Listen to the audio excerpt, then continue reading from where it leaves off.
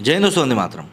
मोदी सरकार के सशक्त होने से सबसे बड़ा बदलाव जो भारत की राजनीति में देखने के लिए मिला है वो ये है कि जो भी देश भारत के ऊपर कभी दबाव बनाया करते थे, आज की तारीख में भारत उनको पलटकर आग दिखाने से भी गुरेज नहीं करता है। और जिस तरीके से चीन की बेइज्जती इस समय राजनाथ सिंह जी के द्वारा हुई है, वो इसी बात का सीधे सीधे उदाहरण है कि भाई यदि आप हमारे साथ सही नहीं चलोगे, हमारे साथ टेढ़े चलोगे, तो फिर हमको भी पता है कि आपसे किस तरीके से निपटना है। और सबसे बड़ी बात भारत की ये अच्छी है कि भारत जो है इस तरीके से इनडायरेक्ट चप्पल मारता है कि सामने वाले को पता भी नहीं चलता।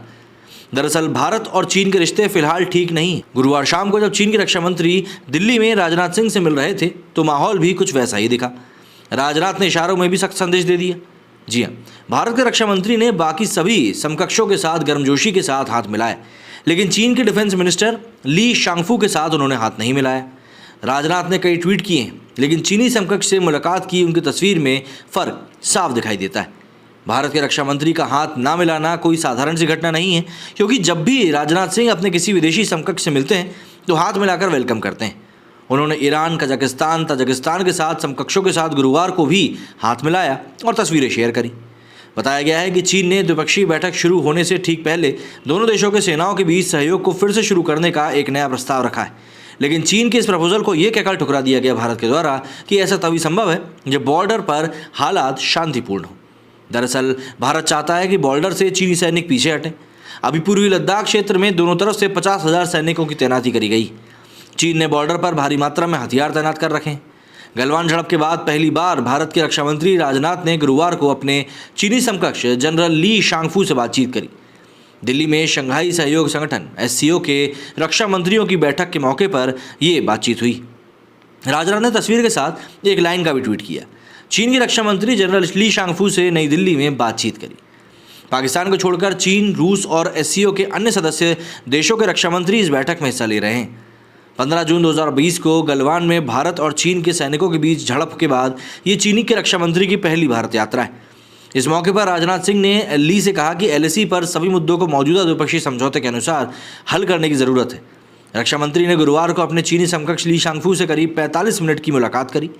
भारत ने इसमें साफ क्लियर मैसेज दे दिया कि मौजूदा सीमा समझौतों का चीन ने उल्लंघन किया है और इससे दोनों देशों के बीच संबंधों की बुनियाद को नुकसान ही पहुंचा है। राजनाथ ने साफ तौर पर कहा कि वास्तविक नियंत्रण रेखा मतलब कि LAC पर सभी मुद्दों का समाधान द्विपक्षीय समझौतों के तहत निकाला जाना चाहिए। रक्षा मंत्री ने ली शांगफू से कहा कि पूर्वी लद्दाख से टकराव वाली बाकी पॉइंट से सैनिकों की वापसी के बाद तनाव कम करने की दिशा में काम करना चाहिए। रक्षा मंत्रालय ने एक बयान जारी करते हुए बताया कि दोनों मंत्रियों ने भारत चीन सीमा क्षेत्रों में घटनाक्रम और द्विपक्षीय संबंधों पर खुलकर बातचीत करी। लेकिन देखिए, ये सभी कोई जानते हैं कि चाइना जो है अपनी बात से पलटने में माहिर। चाइना कभी भी ये चीज़ नहीं सोचता है कि भाई उसके किसी भी काम को करने से दूसरे देश के लिए क्या प्रतिक्रिया आ सकती है या वहाँ के क्या कॉन्सिक्वेंसेस हो सकते हैं। वो सिर्फ क्षेत्रवाद की नीति को अपनाता है कि आखिर किस तरीके से हम लोग अपने क्षेत्र का विस्तार कर सकते हैं। और यही एक कारण है कि अरुणाचल प्रदेश के भी कई एक बड़े हिस्से के ऊपर अपनी कब्जे को बताता रहता है। लेकिन भारत ने भी इसका डटकर सामना किया है। भारत के सैनिकों ने भी इन लोगों को माकूल जवाब दिया है। चीनी सैनिकों को जिस तरीके से वो कार्रवाई करते हैं उसको। गलवान घाटी में हुई झड़प के बाद में भारतीय सैनिकों को भी इस प्रकार के हथियारों से लैस किया गया जो कि गोली नहीं चलाते हैं, लेकिन उसके बावजूद भी सामने वाले को पीटने में सक्षम होते हैं। दरअसल गलवान घाटी में ये बात निकलकर सामने आई थी कि चीन के कई सारे सैनिक थे जो कि तार से बंधे हुए लकड़ी के लट्ठों से लैस थे, जबकि गोली चलाने के लिए मनाही है दोनों देशों के बीच में। तो ऐसे में वो लोग हथियार लेकर पहुंचे थे।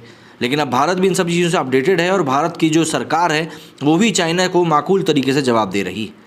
आपका इस बारे में क्या कहना है, कमेंट करके ज़रूर बताएं। मेरे स्टूडियो फिलहाल नहीं। जय हिंद, जय भारत।